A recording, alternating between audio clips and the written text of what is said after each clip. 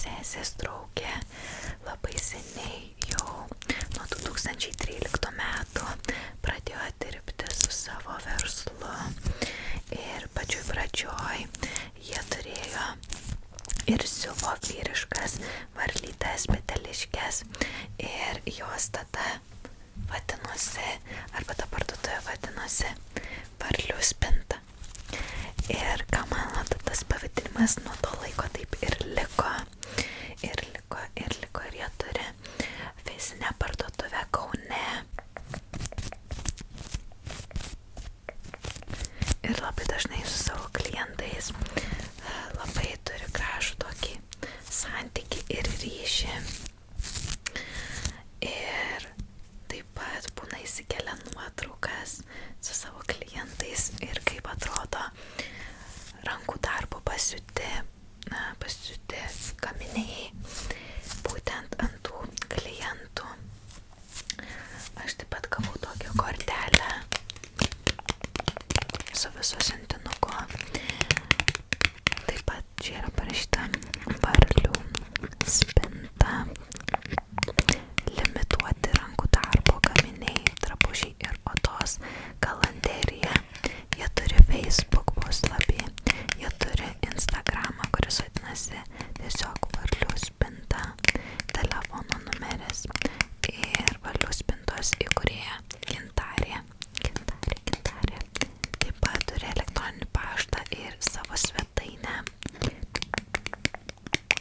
O parduotuvė randasi Kaune, Vilniaus gatvėje 58, antrame aukšte, įėjimas iš kiemo pusės.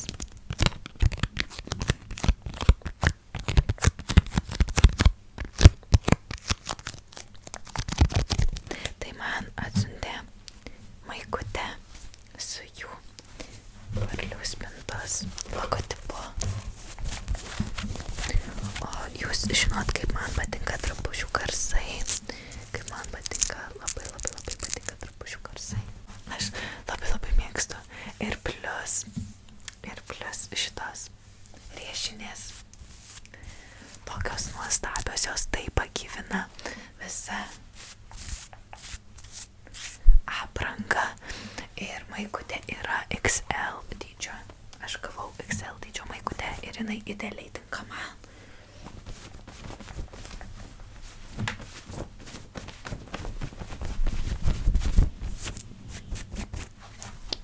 Tai tokias naujienos. Taip pat ant maikutės šono yra dar tokios tekstūros.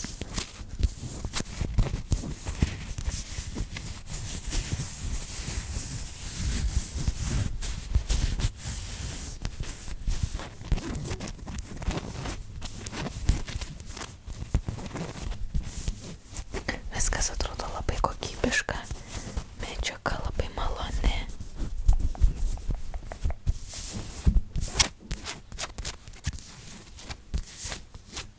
O riešinės tai visiškai nematytos ir originalios. Atrodo labai originalios.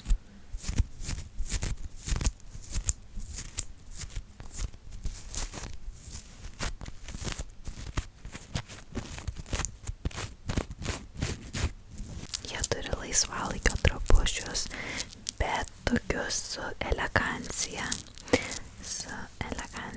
Elegantiški tie laisvalaikio drabužiai, tai tikrai apsirengęs jautiesi labai prabangiai.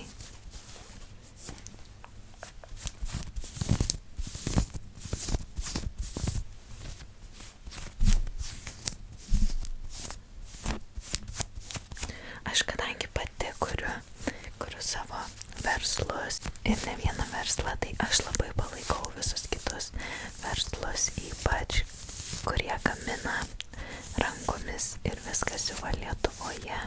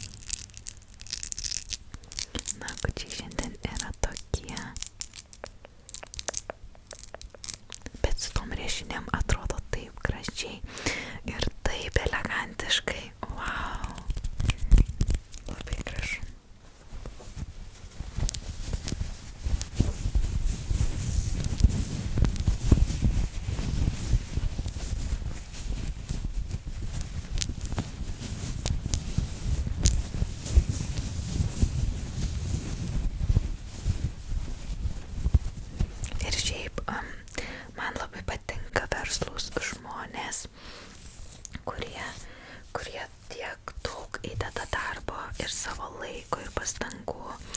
Ir jeigu jūs pasižiūrėtumėt Instagramą Varlių spintos, kiekvieną dieną Gintarė pati kelia storius ir pasakoja, rodo viską. Ir tai reikalauja tiek daug pastangų ir tiek daug darbo, kad kiekvieną dieną keltum kažką ir pasakotum savo auditorijai, savo žmonėm apie kažką.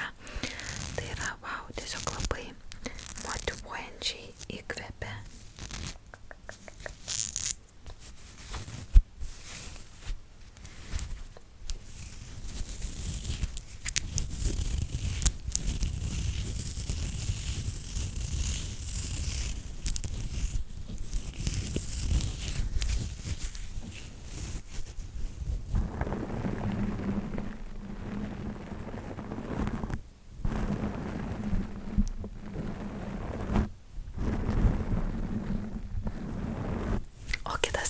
Ką norėjau pasakyti, ar mane matėt per žinias?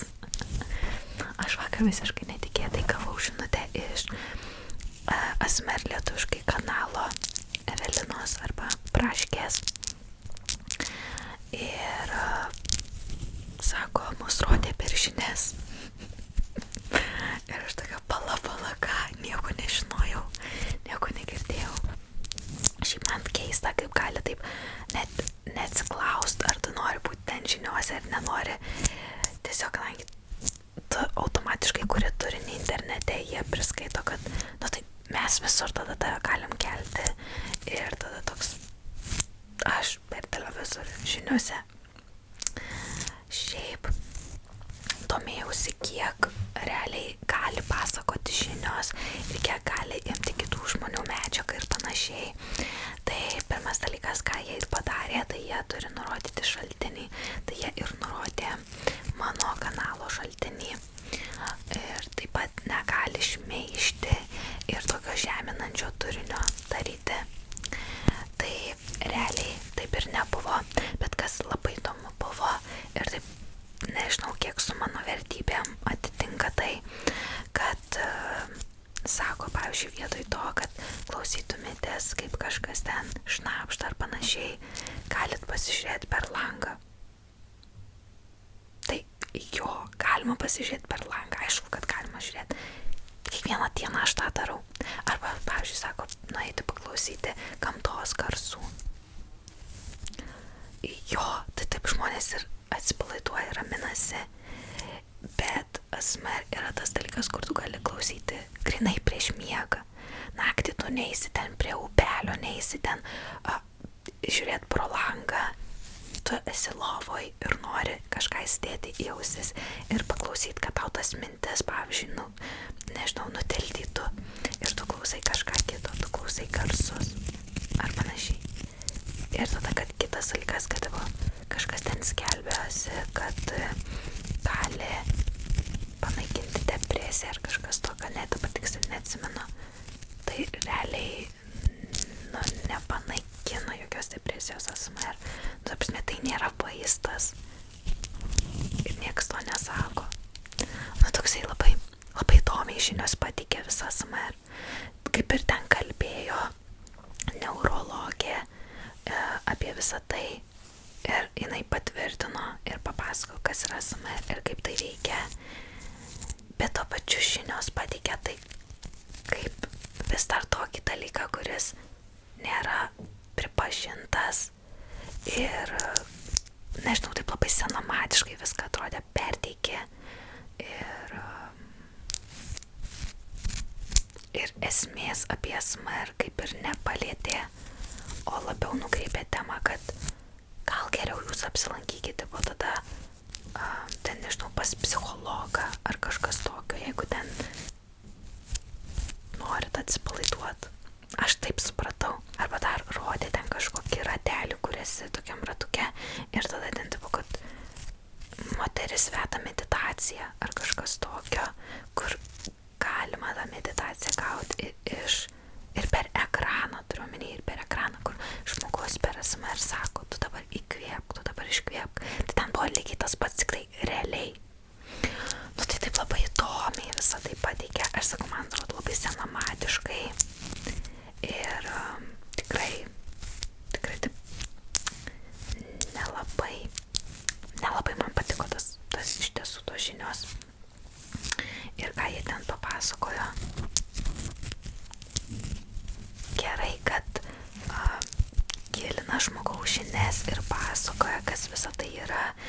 kas yra ASMR.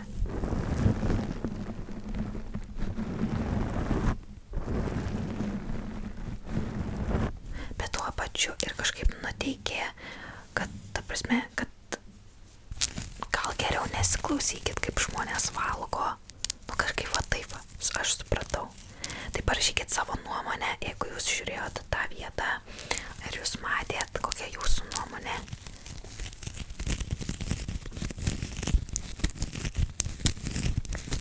Nes man tai atrodė kaip tokia reklama ir antireklama viename.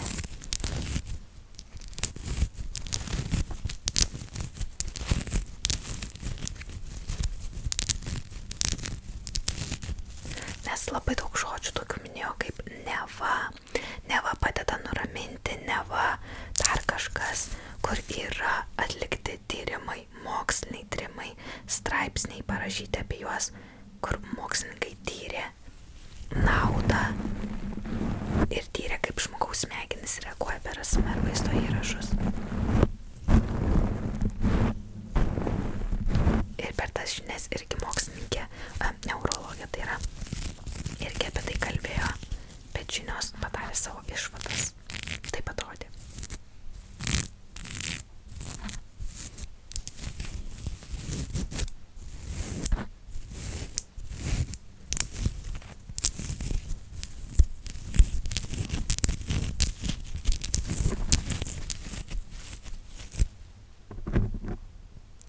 Ir pasakojo apie tai, kad ne visiems žmonėms patinka girdėti šnabždėjimą, girdėti ten kramtymo garsus ir visa kita, kas yra taip normalu. Lygiai taip pat kaip ir ne visiems patinka klausyti roko muziką. Tai ne visi žmonės tą ir daro. Taip pat. Ir aš galvoju, ar užsienį lygiai taip pat kalba apie ASMR kūrėjus per žinias, ar čia tik pas mus Lietuvoj. Nes atrodo tiek daug užsienį yra ASMR kūrėjų. Nu ir aš abejoju, kad juos rodo per žinias, ane? Kaip kažkokį tokį dalyką, kuris yra, nu nežinau, kaip ir iš vienos pusės gerai, kad didina žmonių suvokimą ir kalba apie tokius dalykus kaip ASMR, bet iš kitos pusės, ar biškiu, kad ne per vėlai apie tai kalbam mes, kaip lietuviai. Aišku, nieks prieš tai daug ten ir nekūrė, ir kadangi aš pradėjau daugiau kurti, tai tikriausiai tas paskatino juos apie tai pakalbėti per žinias, nes realiai Evelina ASMR lietuviškai kūrė prieš 10 metų pirmus vaizdo įrašus lietuviškai apie ASMR ir per 10 metų jie nesugalvojo apie tai pakalbėti ir dabar tik tai pakalbėjo.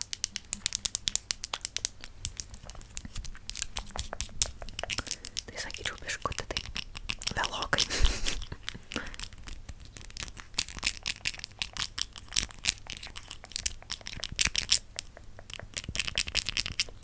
Bet vis tiek ačiū labai už reklamą, nors kokia ji ir nebūtų labai kokybiška ir labai pozityvi, tai vis tiek ačiū tikriausiai.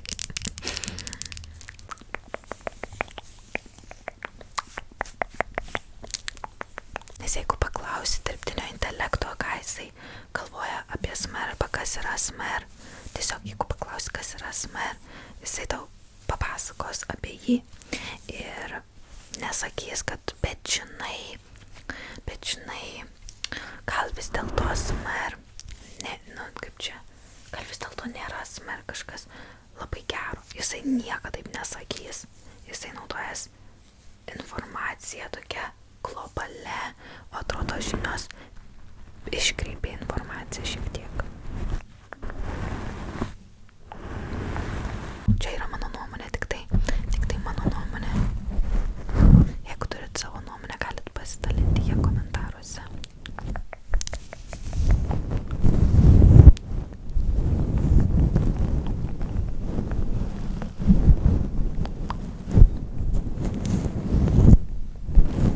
Bet aš iš tiesų kažkada galvojau, kad mane rodys per žinias.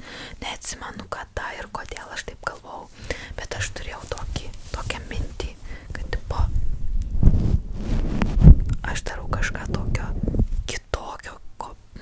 iš lietuvių daro. Ir aš galvoju, tikrai mane gali kažkada parodyti per žinias. Ir taip ir buvo. Reik manifestuoti atsargiai.